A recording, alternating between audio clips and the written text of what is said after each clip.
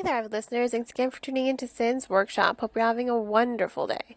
Today we're going to be talking about The Second Death of Edie and Violet Bond by Amanda Glaze. This novel follows two historical figures, Edie and Violet Bond. They did actually exist in the late 19th century during the whole surge of the media movement. You know, when people used to have seances and get around and do all that kinds of stuff, right? The Bond twins, they are mediums. They pretend to be mediums in a tour, but I mean, they actually are mediums. One of them can cross over to the veil, one of them can invite spirits to inhabit their body. So they're both sides of the coin, which is really interesting. I have a lot of mixed feelings about this book.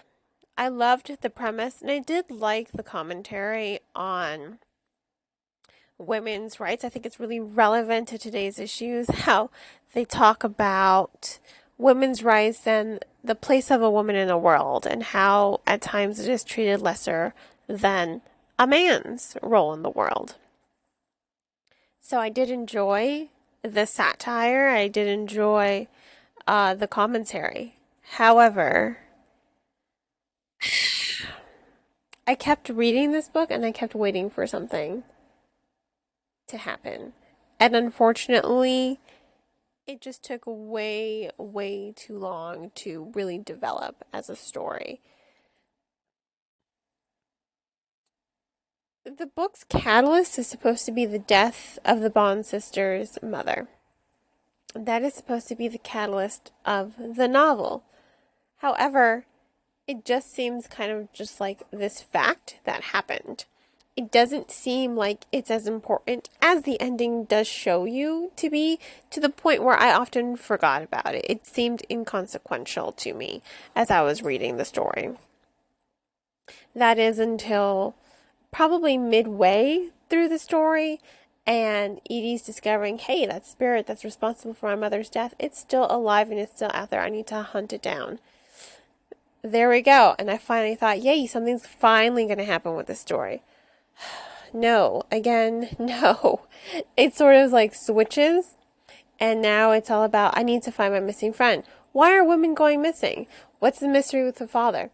It almost seems like the story, they all connect. Don't get me wrong. By the end of the novel, all these different mysteries do connect to one another.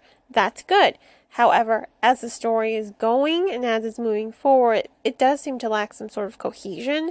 It lacks some fluidity to it, to the point where, for me, when I was reading it, I felt like I was being pulled in different directions. And a lot of the things that are supposed to be important for the story, for the plot, again, seemed very inconsequential to me. They seemed very, I was able to forget them. They were forgettable moments in the story.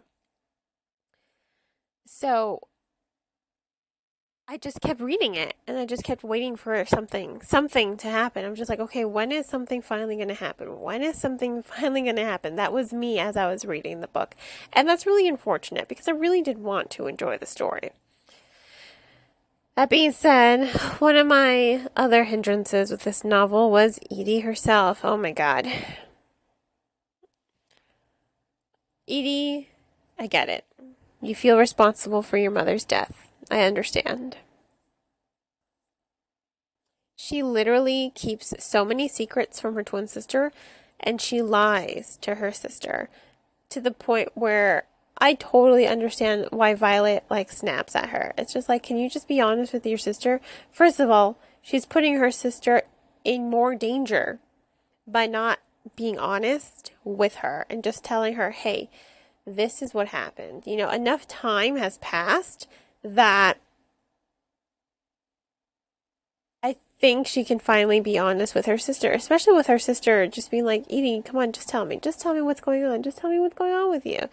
And Edie just continues and continues to lie to Violet and keep secrets from her until literally the end of the story, probably the last 50 pages. It's just like, yay, because your sister's life is in mortal danger. You're finally being honest. Like, I just wanted to slap her half the time. I just wanted to yell at her and be like, oh my god, can you just be honest with her, please? That was me and I was reading it. And it was the most frustrating feeling for me. And I hate being frustrated with characters when I'm reading a book. I really do. Because I feel like I can't really connect at that point. I feel like I, as a reader, cannot connect to the characters because they are just so frustrating and so annoying to me. So, I did like how everything wrapped up at the end and everything was tied together nicely with a neat little bow. I just wish that fluidity and cohesion had lingered throughout the rest of the story. It's great when you have commentary, it's great when you have satire, but that's not the plot of the story. You know, I remember the satire and the commentary more than I actually remember the actual plot of the story. And that's what's frustrating to me, especially when you have a character who's so just, I just wanted to slap her half the time. I really did want to slap her. So, I'm going to go ahead and give The Second Death of Edie and Violet Bond 3 out of 5 stars. I could not, God, she was so annoying. She really was so annoying to me. So, 3 out of 5 stars. If you want to check out the book and give it your 2 cents, I will include links in the description of the podcast where you can purchase the book. 2 of the links are affiliate links and do help me out, the bookshop.org one and the amazon.com.